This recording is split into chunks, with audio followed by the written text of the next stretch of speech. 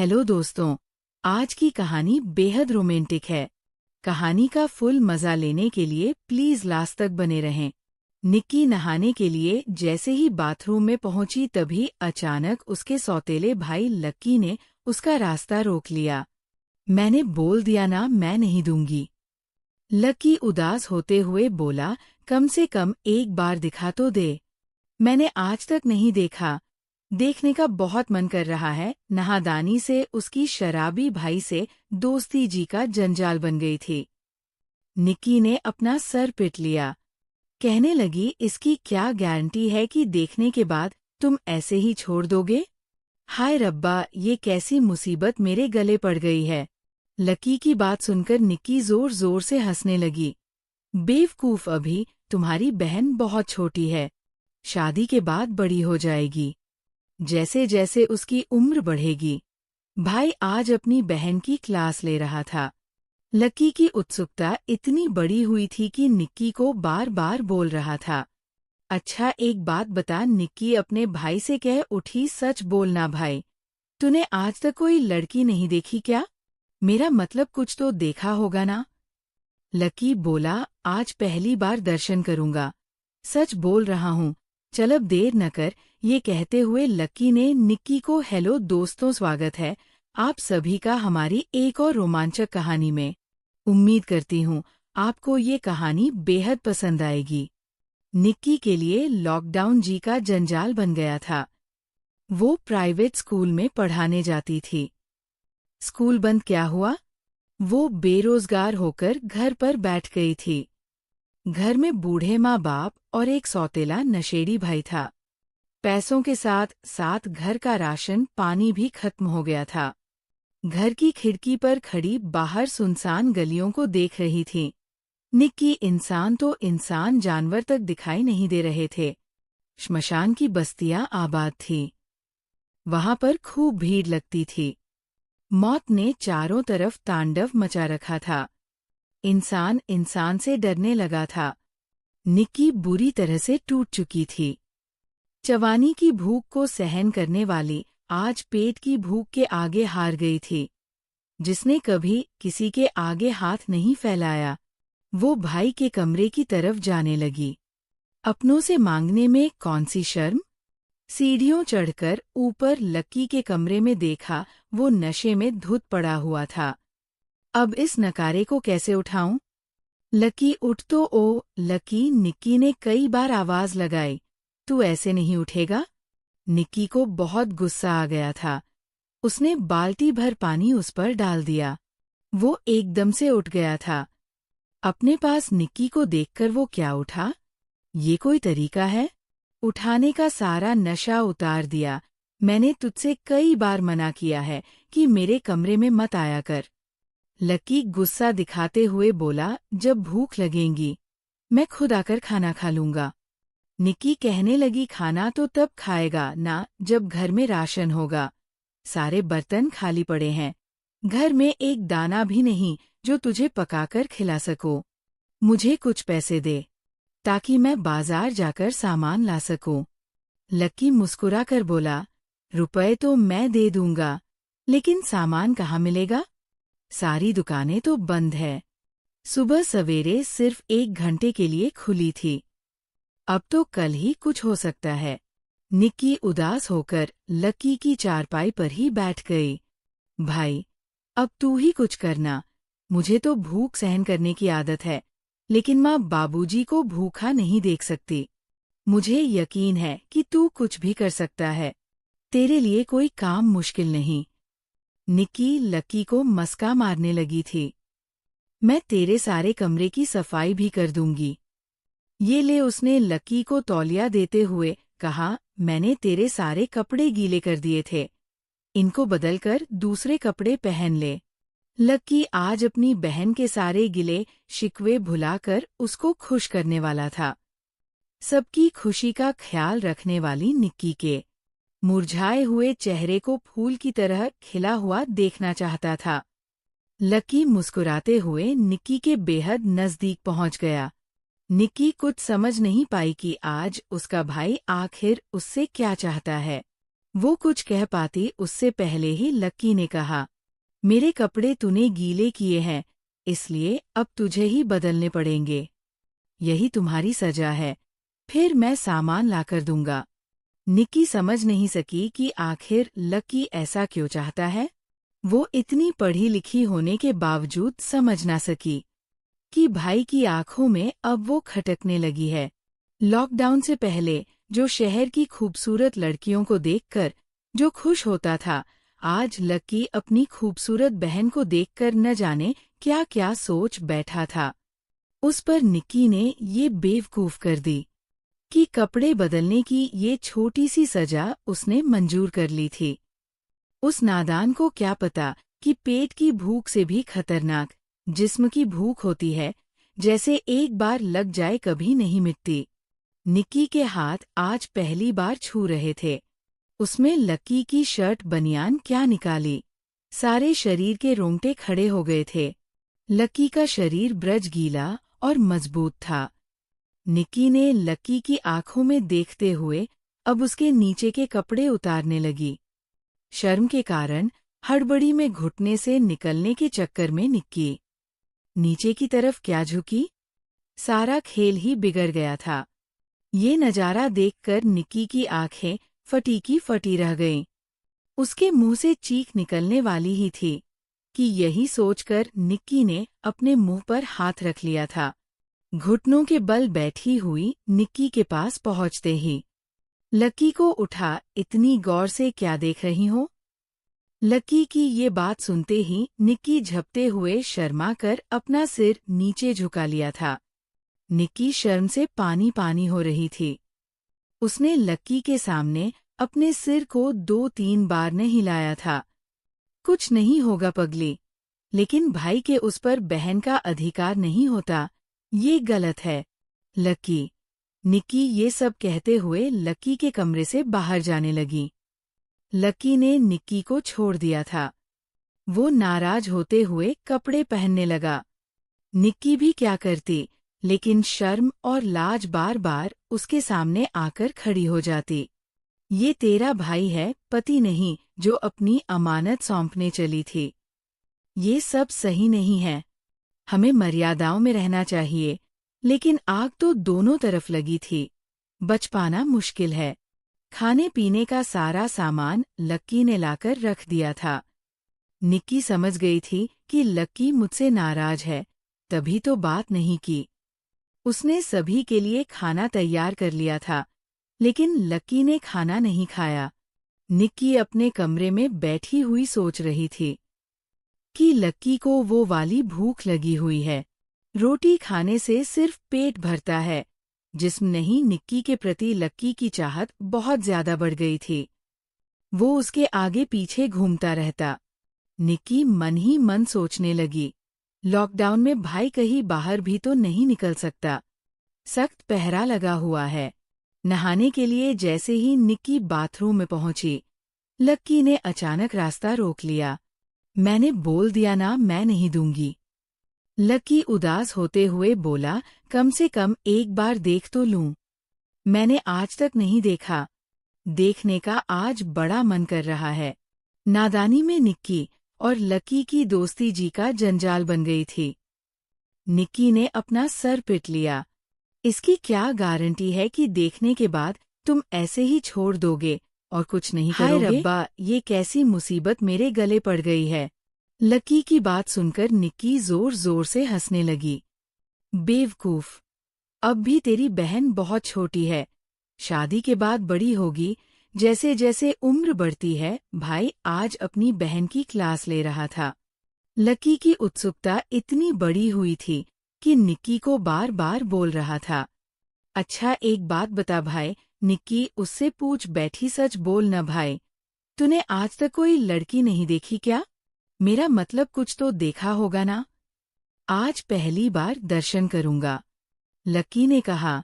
निक्की के जलवे देखकर लक्की की हालत खराब हो गई थी। मेरे पास जो कुछ था मैंने दिखा दिया।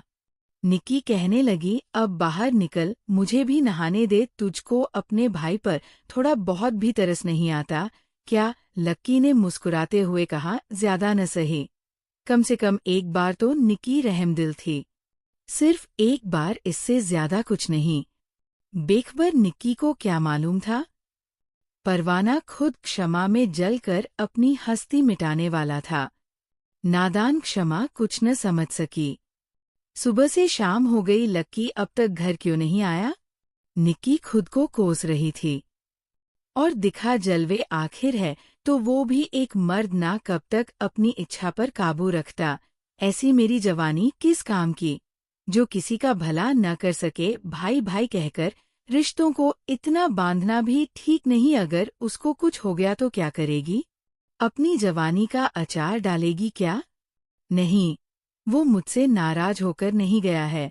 उसके कहने पर मैंने एक बार अपना जलवा दिखाया भी था। तुमने सबसे बड़ी गलती यही कर दी। निक्की रानी आग में घी डालकर, ये मैं क्या ऊंट पटांग सोच रही हूँ। शायद लक्की अपने दोस्तों के पास पार्टी करने गया हो, अभी आ जाएगा। जैसे ही दरवाजा खटखटाने की आवाज सुनकर निक्की ऐसे भागी जैसे उसकी सबसे बड़ी खुशी दरवाजे पर खड़ी हो। दरवाजा खोलते ही सामने लक्की को देखकर उसके मुंह से चीख निकल गई। ये चोट कैसे लगी? लक्की, तेरे तो सारे कपड़े फटे हुए हैं। शराब के नशे में लड़खड़ाते हुए लक्की कह उठा, पुलिस वालों ने मारा है मुझे। वायरस से ग्रस्त लक्की कहने लगा, मुझसे दूर रहो। निक्की रोने लगी। मैंने तुझे कहा था ना, लॉकडाउन में बाहर मत निकलना। मेरे मना करने पर भी तू बाहर क्यों गया? वो चुपचाप अपने कमरे में जाकर सो गया था। खांसी और बुखार से लक्की का बुरा हाल था। दवा पानी लेकर निक्की लक्की के कमरे में पहुंच गई। कुछ नहीं होगा भाई, तुझे मैं हूं ना। ऐसी कितस्सी वायरस की मेरे होते हुए भला वो तेरे पास कैसे आ सकता है? स्पेशल काढ़ा बनाया है मैंने तेरे लिए, ये पीते ही 1 मिनट में ठीक हो जाएगा। पगली, क्यों आई है मेरे कमरे में? मेरे साथ साथ तू भी बीमार हो जाएगी। निक्की ने लक्की का सर अपनी गोद में लेते हुए कहा, मर ही जाऊंगी ना, लेकिन तुझे तड़पता हुआ नहीं छोड़ सकती। जो अपनी सीमाओं को तोड़ के हाथ से गुजर जाए, उससे बड़ा कोई प्रेम नहीं होता। सब रिश्ते नाते उसके आगे झूठे लगते हैं। आज तुझे अपना सब कुछ सौंप दूंगी, लेकिन तुझे मरने नहीं दूंगी। निक्की ने अपना चांद सा मुखड़ा लक्की के चेहरे पर झुकाती चली गई। सवेरे तक लक्की काफी हद तक ठीक हो चुका था। अपने भाई को कुछ देखकर बहन की जान में जान आई। आज भी नहीं रखी। इसने लगता है बोतलें खाली हो गई है इसकी। निक्की ने लक्की से मजाक किया, मेरी आंखों से पीली बेदर्दी, सारा नशा भूल जाएगा। मैंने छुपा के रखी हुई है कुछ बियर, चल आजा साथ में बैठकर पीते हैं। निक्की सचमुच पागल हो गई थी। लक्की के प्यार में पहले मुझे खाना दे, बहुत जोरों की भूख लगी हुई है। लक्की ने निक्की को एक चपेट मार दी। क्या करता है भाई, लग रही है ना? निक्की को अच्छा लगा, लेकिन उसके आगे नाटक कर रही थी। अभी जीतने हाथ चलाने हैं। चला रात को देखूंगी तुझे। लक्की कहने लगा, ये सब ठीक नहीं है। एक अच्छा सा लड़का देखकर तेरी शादी करा दूंगा। ओहो, निक्की झूमते हुए बोली। 900 चूहे खाकर बिल्ली हज को चली। वाह रे ठरकी, सपने दिखाकर मेरी डोली उठाने की बात करता है। अब तो कुछ भी हो जाए, लॉकडाउन में खटिया टूटकर ही रहेंगी। भाई बहन दोनों एक साथ बैठकर खाना खा रहे थे। निक्की को मुस्कुराता हुआ देखकर लक्की पूछ बैठा, क्या चल रहा है तेरे मन में, जरा हम भी तो सुने। रात होने दे भाई, मैंने फ्रिज में चाइल्ड बियर रखी हुई है।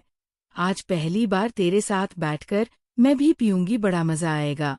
ये सुनकर दोनों जोर जोर से हंसने लगे। तो दोस्तों, ये थी आज की कहानी। आपकी क्या राय है इस कहानी पर, हमें कमेंट मत जरूर बताएं। वीडियो अच्छी लगे तो लाइक करें, शेयर करें, सब्सक्राइब करें। धन्यवाद। हेलो दोस्तों, आज की कहानी बेहद रोमांटिक है। कहानी का फुल मजा लेने के लिए लास्ट तक बने रहें। मैं अपनी बहन के साथ ट्रूथ डेयर का गेम खेल रहा था। तभी दीदी बोली, अब तुम बताओ तुम्हें क्या चाहिए रुथ, या फिर डेयर। तब मैंने उनसे कहा डेयर। इसके बाद दीदी ने सवाल किया, क्या तुमने कभी किसी को किस किया है? तब मैंने कहा नहीं, लेकिन अगर कोई लड़की तुम्हारी तरह दिखने वाली और तुम्हारी जैसी मिली तो जरूर करूंगा। इस पर दीदी बोली, क्या? लेकिन मैं तो तुम्हारी बहन हूं। इतना सुनते ही मैंने बोला, तो क्या हुआ? ये तो सिर्फ एक गेम है, तो क्या? दीदी, अब मैं तुम्हें किस करूं? तब दीदी बोली, हाँ, लेकिन गाल पर। मैंने कहा नहीं, मुझे तो कहीं और चाहिए। अब दीदी गुस्सा हो गई थी और मुझे डांटने लगी, लेकिन फिर भी मैंने हार नहीं मानी, क्योंकि मुझे पता था कि अगर अब मैं रुक गया तो फिर कभी दीदी से बात नहीं कर पाऊंगा। किसी तरह दीदी को शांत किया। मैंने कहा, ठीक है दीदी, गाल ही सही, अब क्या मैं तुम्हें किस कर दूं? तब दीदी ने बोला कि हाँ। तब मैंने दीदी के पास गया और कुछ देर ऐसे ही देखता रहा। फिर मैंने दीदी से धीरे से कहा, दीदी, अब मैं छोटा नहीं हूं, अब मैं बड़ा हो गया हूं। ये सुनकर मेरी दीदी हंसने लगी, कहने लगी, अच्छा तो तुम अब बड़े हो गए हो, ठीक है, मैं तुम्हें अपनी पुरानी पेंटी दे दूंगी, फिर तुम मुझे याद करके। इतना बोलते बोलते दीदी अचानक रुक गई। मैं समझ गया था कि दीदी क्या कहना चाहती है। हेलो दोस्तों, स्वागत है आप सभी का हमारी एक और रोमांचक कहानी में। उम्मीद करती हूं आपको ये कहानी बेहद पसंद आएगी। मेरा नाम नवीन है और मैं बिहार का रहने वाला हूं। ये कहानी मेरी और मेरी दीदी की है, जो एक सच्ची घटना पर आधारित है। मैं आप सबको ये बताना चाहता हूं कि कैसे मैंने अपनी दीदी को तैयार किया जबकि उनका मन नहीं था। तो दोस्तों, इस कहानी को दिल थाम कर सुनिएगा। हमारे परिवार में मैं और मेरे पापा और मेरी मम्मी और मेरी एक बड़ी बहन है। मेरे पापा का नाम मोहन राय है और वो एक प्राइवेट कंपनी में काम करते हैं। और मेरी मम्मी का नाम मधु है, वो एक गृहिणी है। और मेरी बड़ी बहन का नाम रश्मि है और वो 12वीं क्लास में पढ़ती है। और मेरा नाम तो आपको पता ही होगा, तो चलिए आगे बढ़ते हैं। मम्मी पापा की लव मैरिज हुई थी और वह दोनों ही काफी शिक्षित थे, इसलिए हमारे घर का माहौल काफी खुला और आधुनिक है। अगर दीदी की बात कहूं तो वह अपने शरीर का बहुत ख्याल रखती है और अच्छी तरह शिक्षित होने के कारण शर्ट, जीन्स और टॉप पहनना उसके लिए आम बात है। दीदी अपनी फिटनेस का काफी ख्याल रखने के कारण काफी आकर्षक और खूबसूरत दिखती है। मैं घर में उसका इकलौता भाई हूं, इसलिए मुझे हमेशा बहुत प्यार करती है और मेरी दीदी मुझे कभी नाराज नहीं करती। जब भी समय मिलता है हम दोनों मिलकर खुलकर बातें करते हैं। तो ये कहानी शुरू होती है जब मैं 10वीं क्लास में था। मेरी परीक्षाएं खत्म हो चुकी थी और गर्मियों की छुट्टियां चल रही थी। उस समय मेरी दीदी का भी छुट्टियां चल रही थी, क्योंकि मैं कभी रिश्तेदारों के यहाँ रहने नहीं गया था, इसलिए मैंने छुट्टियां घर पर ही बिताने का फैसला किया। हालांकि मेरी मम्मी नानी के घर जाने को कहने लगी थी, इसलिए पापा ने मम्मी को नानी के घर छोड़ आए थे। मुझे घर पर छुट्टियां बिताने में कोई परेशानी भी नहीं थी, क्योंकि मैं घर पर लैपटॉप में गेम खेलता और मोबाइल पर टाइम पास करता रहता था। एक दिन मैं लैपटॉप पर गेम खेल रहा था और उस समय घर की काम वाली बाई छुट्टी पर गई हुई थी, इसलिए दीदी ही सारे काम घर के कर रही थी। पापा सुबह ऑफिस चले गए थे और दीदी घर के काम निपटा रही थी। उसने उस दिन राजस्थानी ड्रेस पहना हुआ था और क्योंकि वो घर पर थी, इसलिए उसने दुपट्टा नहीं लिया था। उस समय दीदी मेरे कमरे में आई और झाड़ू लगाने लगी। मैं बेड पर बैठा हुआ गेम खेल रहा था। जैसे ही दीदी कमरे में आई और झाड़ू लगाने लगी, मैंने उसकी तरफ ध्यान देना शुरू कर दिया। क्योंकि उसने दुपट्टा नहीं लिया था, कुछ वजूद उसका साफ दिखाई दे रहा था। अचानक दीदी ने मेरी तरफ देखा और बोली, उठ, मुझे बेड सेट ठीक करने दे और फिर अपना गेम खेलना। फिर मैं तुरंत दूसरी तरफ देखने का नाटक करने लगा और फिर उठकर बाथरूम में चला गया। बाथरूम में जाकर मैंने सोचा कि कहीं दीदी ने मुझे देखते हुए देख तो नहीं लिया। उस समय मैं बहुत डर गया था, लेकिन मेरे मन में कई तरह के विचार चलने लगे थे। मैं समझ नहीं पा रहा था कि जो मैंने देखा और सोचा क्या वो सही था या गलत। फिर मैं बेडरूम में वापस आकर बैठ गई, लेकिन अब मेरा ध्यान गेम खेलने में नहीं लग रहा था। बेड सेट ठीक करके दीदी किचन में चली गई थी। तब मुझे राहत मिली, कि दीदी को कुछ शक नहीं हुआ। फिर मैंने अपना लैपटॉप बंद कर दिया और मोबाइल पर टाइम पास करने लगा। अचानक मुझे एक नोटिफिकेशन आया और मैंने उस पर क्लिक कर दिया। वहां मुझे कई तरह की कहानियां दिखी, जिनमें एक कहानी भाई बहन के बारे में थी। मैंने वो कहानी पढ़ी जिसमें भाई अपनी बहन के साथ किस तरह आनंदित होकर वक्त गुजारता है। वो कहानी पढ़कर मेरे मन में भी कुछ वैसा ही ख्याल आने लगे।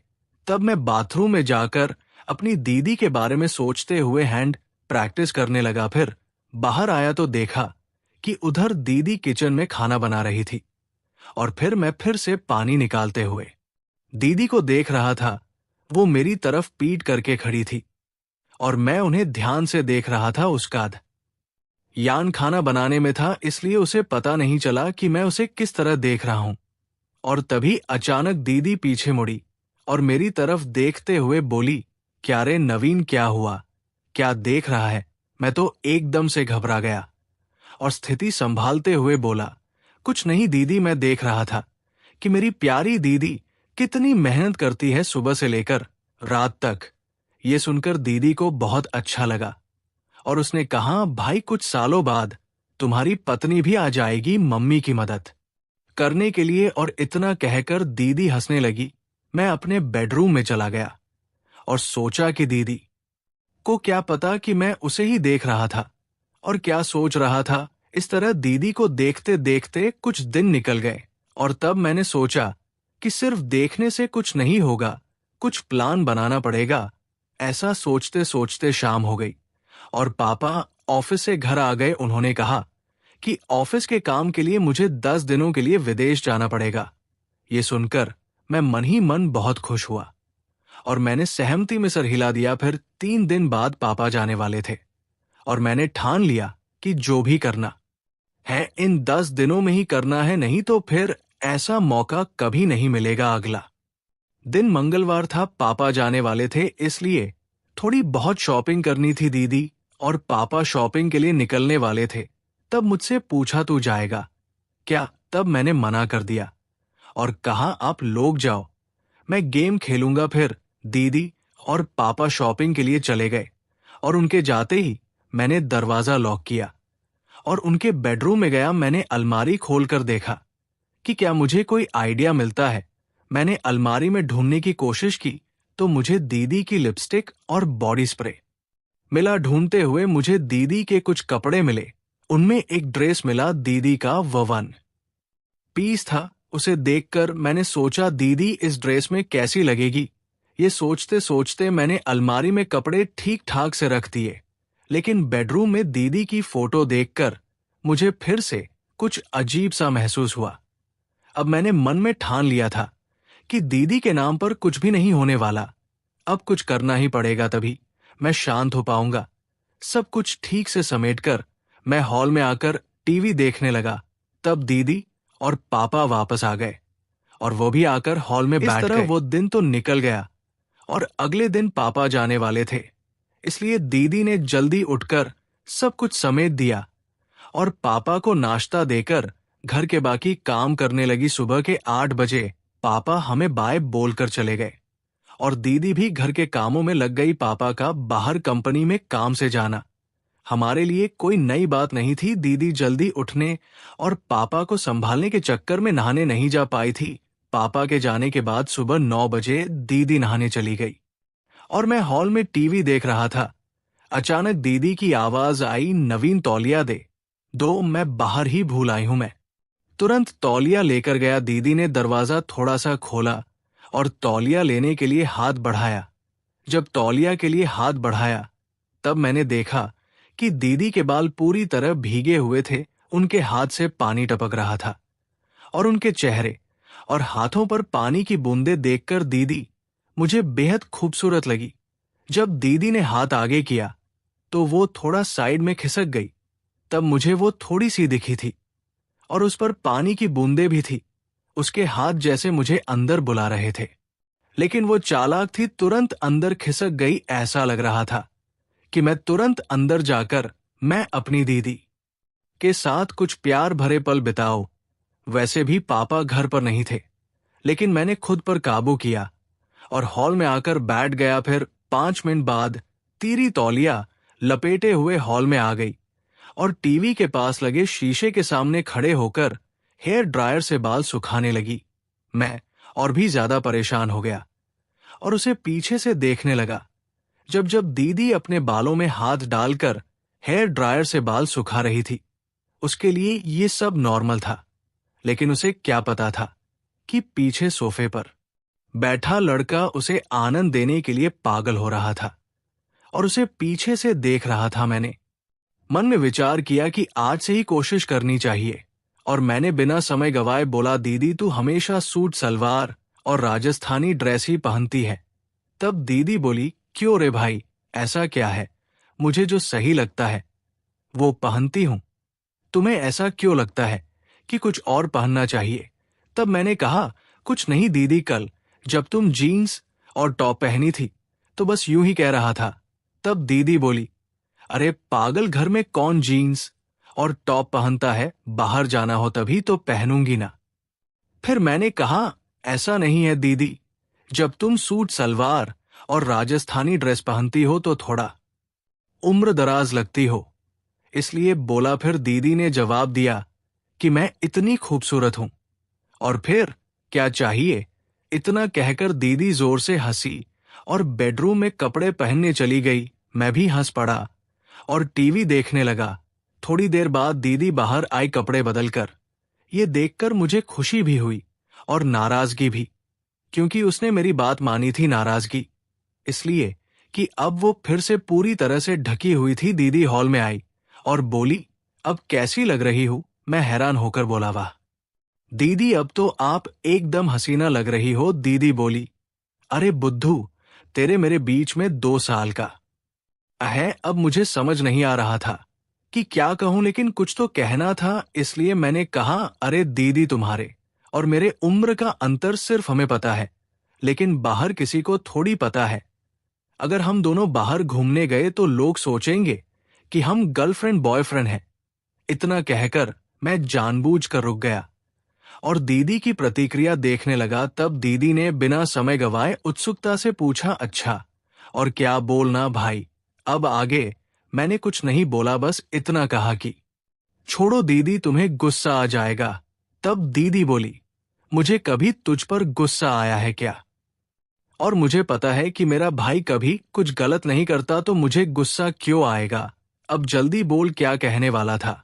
तब मैंने कहा कि अगर हम साथ में बाहर कहीं घूमने गए तो लोग हमें गर्लफ्रेंड बॉयफ्रेंड समझेंगे और तुम्हारे गले में मंगलसूत्र देखकर लोग हमें पति समझेंगे। इतना सुनकर दीदी जोर जोर से हंसने लगी। अरे बाप रे, इतनी छोटी सी बात के लिए मुझे क्यों गुस्सा आएगा?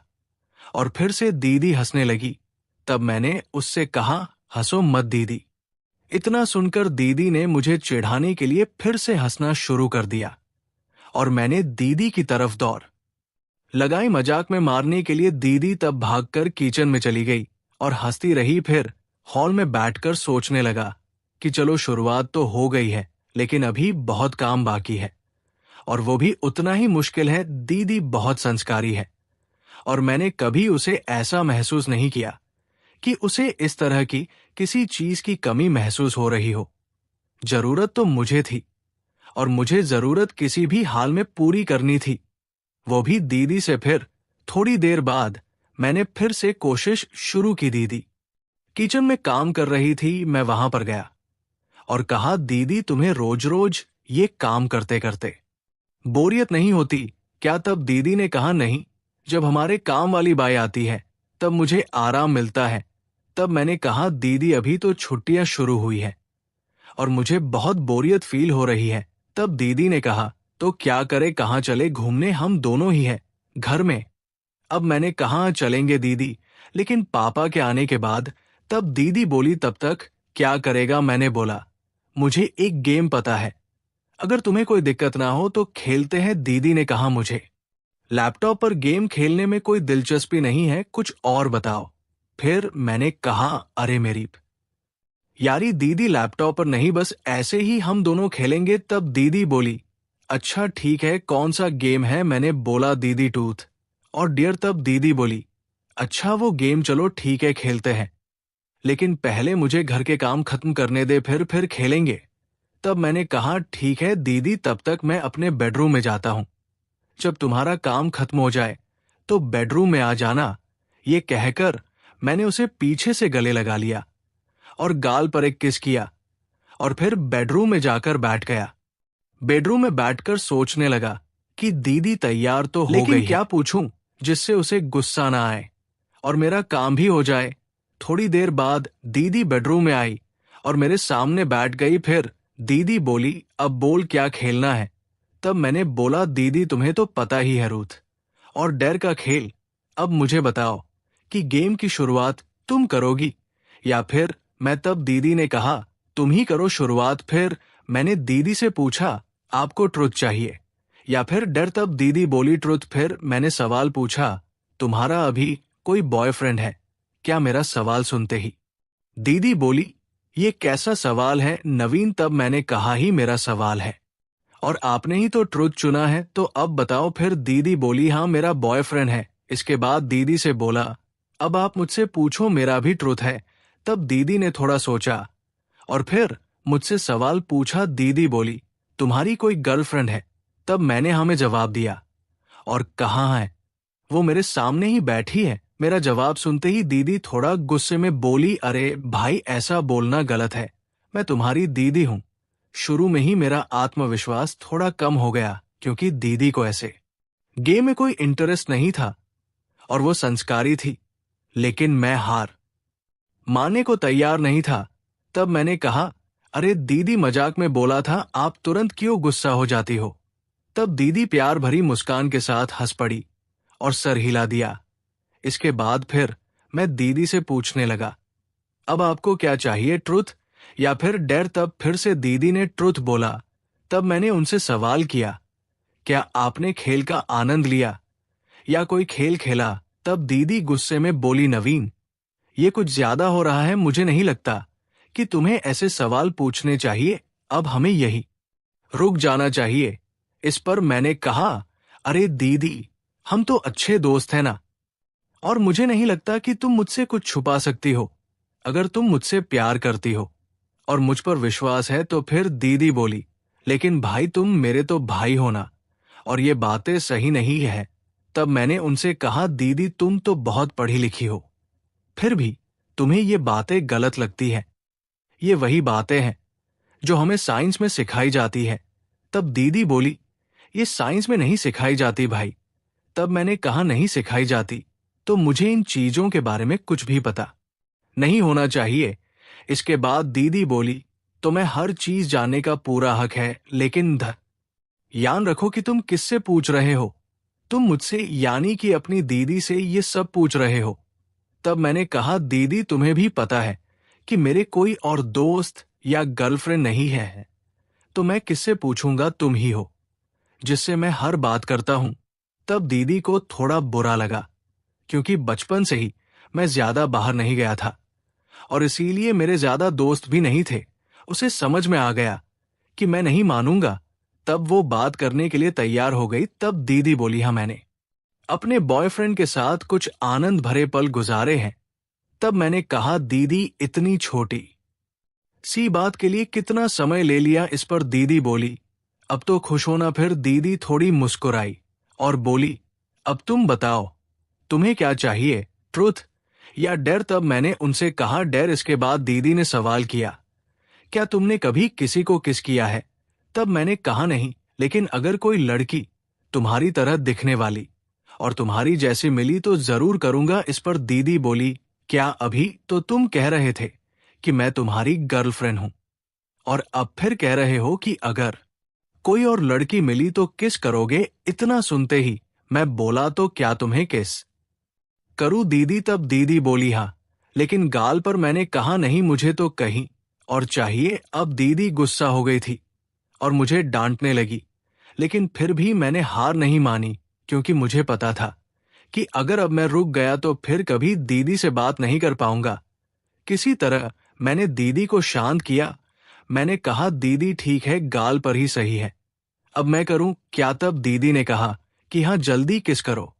तब मैं दीदी के पास गया और कुछ देर ऐसे ही देखता रहा। फिर मैंने वो किया जो मुझे शायद नहीं करना चाहिए था। फिर धीरे धीरे दीदी को मैंने तैयार किया और मैं उन्हें अपनी आगोश में लेने लगा। तब दीदी ने मुझे रोकने की कोशिश की। तब मैंने महसूस किया कि मैं अपनी हदें पार कर रहा हूं। इस समय दीदी की आंखों में नाराजगी और चिंता साफ झलक रही थी। उन्होंने मुझे प्यार से समझाते हुए कहा, नवीन, ये सब बातें एक मजाक तक ठीक है, लेकिन भाई बहन के रिश्ते की एक मर्यादा होती है, हमें उसे पार नहीं करनी चाहिए। मैंने दीदी की बात को गंभीरता से लिया। मुझे भी एहसास हुआ कि दीदी का दिल दुखाना गलत है। मैंने दीदी से तुरंत माफी मांगी और उनसे वादा किया कि अब मैं ऐसा कोई मजाक नहीं करूंगा जिससे हमारे रिश्ते में कोई दूरी आए। दीदी ने मेरी माफी को स्वीकार करते हुए मुझे गले लगा लिया और कहा, भाई, मैं हमेशा तुम्हारी दोस्त रहूंगी, लेकिन हमें यह भी याद रखना चाहिए कि हमारे रिश्ते की कुछ सीमाएं होती हैं। तब मैंने दीदी से कहा, हाँ दीदी, अब मैं समझ गया हूं, मैं आपको कभी दुखी नहीं करूंगा। इसके बाद हम दोनों ने हंसते हुए फिर से सामान्य बातचीत शुरू कर दी। अब दीदी ने मुझे मेरे दोस्तों के साथ अधिक समय बिताने की सलाह दी और कहा कि जीवन में रिश्तों की मर्यादा और सम्मान बनाए रखना बेहद जरूरी है। इस बातचीत में मुझे ये सिखाया कि मजाक की भी एक सीमा होती है और रिश्तों में आपसी समझ और सम्मान होना चाहिए। हम दोनों ने एक दूसरे के साथ हंसते हुए खेल को खत्म किया और ये वादा किया कि हमारे बीच दोस्ती और प्यार हमेशा बना रहेगा, लेकिन रिश्तों की मर्यादाओं को भी कभी नहीं भूलेंगे। तो दोस्तों, ये थी आज की कहानी। आपकी क्या राय है इस कहानी पर? हमें कमेंट में जरूर बताएं। वीडियो अच्छी लगे तो लाइक करें, शेयर करें, सब्सक्राइब करें। धन्यवाद। नमस्कार दोस्तों, मेरा नाम निकिता है और मैं दिल्ली की रहने वाली हूँ। हमारे घर में मेरे मम्मी पापा, दादा दादी और मैं ही रहती हूँ। मैं अपने माता पिता की एकलौती संतान हूँ और मुझे उन्होंने ढेर सारे प्यार और देखभाल के साथ पाला है। आज मेरी उम्र 20 साल है, लेकिन अगर आप मुझे देखेंगे तो शायद आपको यकीन ना हो, क्योंकि मेरी उम्र और शरीर का आकार किसी 16 साल की लड़की से भी कम नहीं है।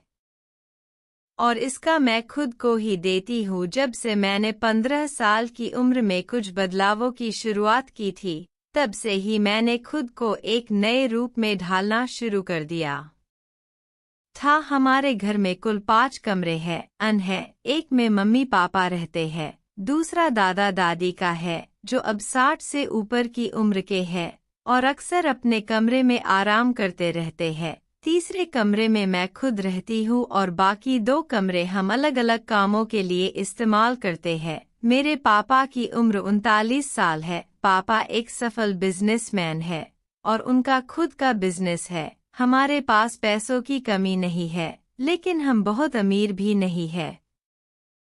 वहीं मेरी मम्मी बहुत खूबसूरत है, लेकिन उनकी सोच आज भी बहुत पारंपरिक है।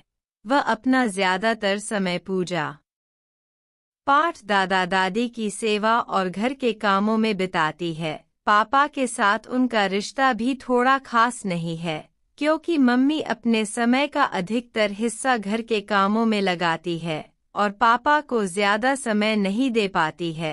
पापा अपनी बिजनेस लाइफ में इतने व्यस्त रहते हैं कि उनका ध्यान कभी मम्मी पर नहीं जाता। यही वजह थी कि एक रात जब सभी खाना खाकर सोने चले गए तो मैंने अचानक मम्मी पापा के कमरे से लड़ाई की आवाजें सुनी। मेरे दिल में जिज्ञासा उठी और मैंने सोचा कि मुझे यह जानना चाहिए कि वे क्यों लड़ रहे हैं। पहले तो मैंने सोचा कि मम्मी से पूछ लूंगी, लेकिन फिर ख्याल आया कि इससे वह मेरे सामने असहज हो सकती है। अंत में मुझसे और रहा नहीं गया। मैंने खिड़की से देखा जो उनके कमरे की तरफ खुलती थी। खिड़की पुरानी जरूर थी, लेकिन उसमें कुछ छेद थे। मैंने कमरे की लाइट बंद की और उस छेद से झांकने की कोशिश की। जो दृश्य मैंने देखा वह मेरे लिए बिल्कुल नया था। मैंने पापा और मम्मी को इस तरह कभी नहीं देखा था। मम्मी बार बार पापा से कुछ कह रही थी और पापा की प्रतिक्रियाएं मुझे बहुत अजीब लगी और फिर जो कुछ हुआ वह एक घड़ी की तरह मेरे दिमाग में लगातार घूमता रहा। जब मम्मी को यह महसूस हुआ कि कुछ अजीब हो रहा है तो वह गुस्से में कुछ देर तक खड़ी रही। फिर धीरे धीरे वह शांत हुई। मम्मी ने पापा को पास बुलाया और फिर दोनों ने कुछ देर के लिए ऐसा किया जैसा पति पत्नी आम तौर पर करते हैं। थोड़ी देर बाद मम्मी ने खुद को संभाला, लाइट बंद की और सोने के लिए बिस्तर पर लेट गई। अब कमरे में अंधेरा था और मुझे कुछ भी दिखाई नहीं दे रहा था, लेकिन उस रात मेरी आंखों के सामने जो कुछ भी हुआ था उसकी तस्वीरें मेरे मन में रूप से बैठ गई और जैसे ही मैं बिस्तर पर लेटी मम्मी पापा की वह छवि मेरे ख्यालों में तैरने लगी। एक अजीब सा एहसास था जैसे मेरे भीतर कुछ जाग रहा हो। यह पहली बार था जब मैंने अपने शरीर और दिमाग को नए तरीके से महसूस किया। वह रात मेरे लिए बहुत खास थी कि उस रात मुझे अपनी पहचान और अपने शरीर के बारे में बहुत कुछ समझ में आया। फिर मम्मी बोली, बेटा सुबह के 8 बज रहे हैं,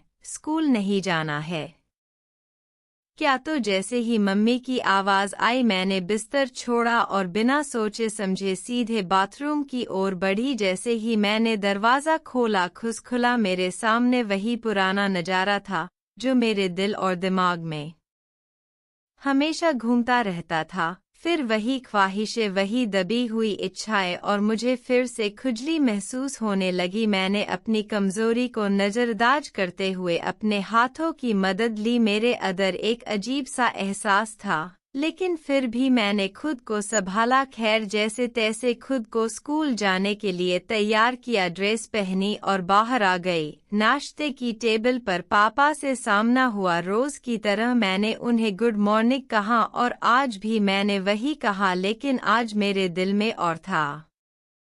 मैं उनके ठीक सामने जाकर कुर्सी पर बैठ गई और नाश्ता करने लगी। नाश्ते के बाद स्कूल जाने के लिए बाहर जाने लगी, लेकिन मेरा मन पापा को छोड़कर जाने का बिल्कुल नहीं कर रहा था। थोड़ी देर के लिए बाहर तो गई, लेकिन फिर अचानक वापस लौटी और बहाना बनाया कि मेरी बस निकल चुकी है। उनके पापा की आदत थी मुझे स्कूल छोड़ने की, तो मम्मी ने कहा, जा पापा से कह दे वह तुझे स्कूल छोड़ आएंगे। मैं खुशी खुशी पापा के कमरे में गई और उनसे कहा, पापा स्कूल छोड़ दो, मैं लेट हो रही हूँ। उन्होंने कहा, ठीक है, मैं टी शर्ट पहन लूँ, तू बाहर इंतजार कर। मुझे लगा कि आज तो मेरी बात मान ही ली गई। पापा मुझे ज्यादातर स्कूल कार में छोड़ते थे, लेकिन इस बार उन्होंने मेरी इच्छा को पूरा करते हुए एक्टिवा स्कूटी पर मुझे स्कूल छोड़ने का फैसला किया। हमने घर से निकाला और रास्ते में पापा ने मुझे स्कूटी पर बैठाया। रास्ता लंबा था और सुबह का समय था, सड़कें सुनसान थी। जब हम घर से लगभग 2 किलोमीटर दूर पहुंचे तो मैंने जिद पकड़ ली और कहा, पापा गाड़ी में चलाऊंगी, मुझे स्कूटी पर बैठकर चलाने का मन है। पापा परेशान होकर बोले, ठीक है, लेकिन हैंडल मैं ही पकड़ूं। मुझे अब लगने लगा था कि मेरा प्लान सफल हो सकता है और पापा ने स्कूटी साइड में रोका। मुझे अपनी जगह पर बैठाकर पापा ने दोनों हाथों से हैंडल पकड़ा और धीरे धीरे चलाने लगे। इस दौरान मेरा ध्यान गाड़ी चलाने पर नहीं था, क्योंकि मेरे दिमाग में कुछ और ही चल रहा था। फिर हम मस्ती करते हुए स्कूल पहुंचे। मैंने पापा को एक आखिरी बार विश किया, लेकिन मुझे लगा कि पापा शायद अब मुझसे थोड़ा परेशान हो गए हैं, क्योंकि मैंने आज कुछ ज्यादा ही कर दिया था। पूरे दिन मेरे दिमाग में पापा का ही ख्याल घूमता रहा। अब मेरी इच्छा यही थी कि मैं हमेशा उनके साथ बैठकर इस तरह की मस्ती करती रहूं, लेकिन क्या मुझे समझ आ रहा था कि यह सिर्फ एक छोटी सी हरकत थी या फिर कुछ और? फिर जैसे ही मैंने बाथरूम से बाहर कदम रखा मुझे एक अजीब सा सुकून महसूस हुआ, मानो सारी थकान और परेशानी बस खत्म हो गई। मैंने खुद को फ्रेश किया और बिस्तर पर लेट गई। कुछ ही समय में नींद ने मुझे अपने आगोश में ले लिया। जब आंखें खुली तो शाम के 6 बज रहे थे। मैंने जल्दी से नहा धोकर नए कपड़े पहने, उम्दिम तुमम पहने, कुछ ऐसा जो मुझे थोड़ा अलग और खास महसूस कराए। पापा का आना अब कुछ ही समय की दूरी पर था। लेकिन मम्मी का कोई पता नहीं था। फिर 7 बजे के आसपास पापा ने दरवाजे की घंटी बजाई और मैं दौड़ते हुए उनके पास गई। जैसे ही दरवाजा खोला पापा ने मुस्कुराते हुए कहा, बेटा आज तो बहुत स्मार्ट लग रही हो। मेरे दिल में खुशी की लहर दौड़ गई, क्योंकि अब मुझे लगने लगा था कि मैं धीरे धीरे पापा को अपनी ओर आकर्षित कर पा रही थी। पापा अंदर आते ही चाय का ऑर्डर देने लगे और मैं चाय बनाने के लिए किचन में गई। थोड़ी देर बाद पापा भी फ्रेश होकर किचन में आ गए और हम दोनों इधर उधर की बातें करने लगे। तभी मेरी नज़र पापा पर पड़ी, वह कहीं और देख रहे थे और मुझे महसूस हुआ कि जैसे मेरी ख्वाहिश पूरी होने वाली हो, चाहे तैयार हो चुकी थी। तो मैंने पापा से कहा, डाइनिंग रूम में बैठिए, मैं चाय लेकर आती हूँ। और फिर चाय देकर मैं बाथरूम में जाकर थोड़ी देर खुद को शांत करने लगी। जब मैं बाहर आई तो मम्मी भी आ चुकी थी और मुझे गुस्सा आया। अब मैं पापा से अपनी बात कहने का मौका खो नहीं सकती थी। मम्मी के आ जाने से पापा का मूड भी थोड़ा थोड़ा सा बदल गया था, क्योंकि वह भी मम्मी की वजह से कुछ खास नहीं कर पा रहे थे। मुझे भी उनसे थोड़ा सा छेड़छाड़ करने में मजा आ रहा था। खाना खाने के बाद पापा ने मुझसे कहा, चल थोड़ा घूम कर आते हैं, और मुझे लेकर घर से बाहर निकल आए। बाहर आकर उनका मूड बदला और कहने लगे, चल पिक्चर देखने चलते हैं। तो मैं समझ गई कि पापा मुझे अकेले समय देना चाहते हैं। हम एक्टिवा पर सवार होकर सिनेमा हॉल पहुंचे और रास्ते में मम्मी को फोन कर दिया कि हम पिक्चर देखने जा रहे हैं। सिनेमा हॉल में कोई खास भीड़ नहीं थी, क्योंकि वहां पुरानी मूवी लगी थी। हॉल में सिर्फ 35 से 40 लोग थे और हम बालकनी में बैठ गए। हमारा नसीब इतना अच्छा था कि बालकनी में हमारे अलावा सिर्फ एक लड़का था, जो काफी आगे की सीट पर बैठा था। फिल्म शुरू हुई, लेकिन अब फिल्म की बजाय हमारा ध्यान कहीं और था। पापा मेरी तरफ तिरछी नजर से देख रहे थे और मैं भी पापा के साथ अपने इस पल को महसूस करने के लिए बेचैन थी। जैसे ही मेरे पैर पर अचानक किसी ने काटा, मुझे ऐसा लगा जैसे कोई जानवर ने हमला कर दिया हो। मैं तुरंत खड़ी हो गई। पापा घबराए हुए बोले, क्या हुआ बेटा? मैंने कहा, पापा मेरे पैर पर किसी कीड़े ने काट लिया है।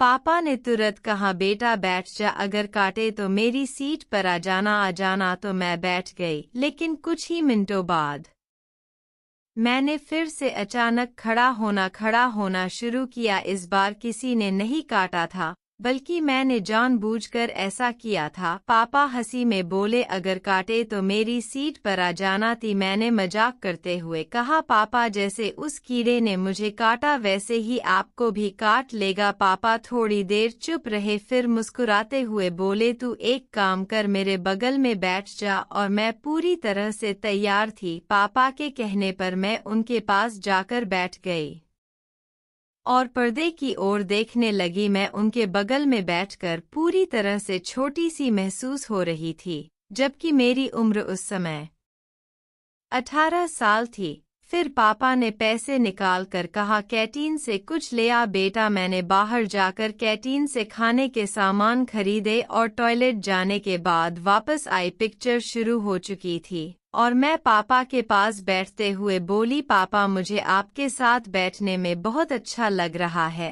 पापा मुस्कुराए और कहा, तो फिर 1 मिनट रुक, मैं खुद को सेट कर लूं। अब अंधेरे में मुझे कुछ नहीं दिखाई दे रहा था, लेकिन जैसे ही पापा ने मुझे बैठने के लिए कहा, मैंने फिर से उनके बगल में जगह बनाई। थोड़ी देर बाद मुझे महसूस हुआ कि जो मेरे मन में चल रहा था वही पापा के मन में भी था, लेकिन वह बोल नहीं रहे थे। फिर मैंने इशारे से पापा से बात की और उन्होंने बिना कुछ कहे मेरी बात समझ ली। उस पल में जैसे मम्मी पापा एक दूसरे का साथ देते हैं, वैसे ही आज मैंने पापा का साथ दिया। हम दोनों ने काफी देर तक उस पल का आनंद लिया, बिना कोई शब्द कहे। हम दोनों अब शांत थे और थक चुके थे। 20 मिनट बाद पिक्चर खत्म हो गई। और लाइट जलने से पहले ही मैंने खुद को संभाल लिया। जैसे ही लाइट जली हम बाहर निकले और पापा मुस्कुराते हुए बोले, पिक्चर कैसी लगी? मैंने कहा, पापा इससे बढ़िया पिक्चर मैंने आज तक नहीं देखी, लेकिन मुझे चलने में बहुत तकलीफ हो रही है। पापा ने बिना कोई देर किए मुझे अपनी गोदी में उठा लिया और पार्किंग तक ले गए। फिर मैं मुस्कुराती हुई गाड़ी में बैठ गई और हम घर की ओर चल पड़े। तो उस दिन के बाद से पापा मेरा और मेरा पापा का ख्याल रखने लगे हैं और मैं भी उनके ख्यालों में हमेशा उनके साथ हूँ। दोस्तों, यह कहानी कैसी लगी कृपया कमेंट बॉक्स में बताएं और अगर आप हमारे चैनल पर नए हैं तो हमें सपोर्ट करने के लिए चैनल को सब्सक्राइब करें। हम हमेशा आपके लिए रोमांटिक और दिलचस्प कहानियाँ लाते रहेंगे। धन्यवाद।